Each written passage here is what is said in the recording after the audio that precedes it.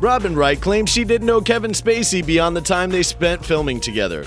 The 52-year-old actress starred alongside Kevin on the award-winning TV series House of Cards, but Robin has revealed she never really knew the actor away from the set.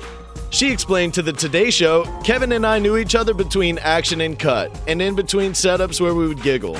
I didn't know the man. I knew the incredible craftsman that he is." In October last year, Kevin was accused by actor Anthony Rapp of making a sexual advance toward him when he was just 14, and a number of other men subsequently came forward to make other accusations against the Hollywood star. Kevin was later axed from House of Cards, and he offered an apology to Anthony, although he insisted he couldn't remember the incident taking place.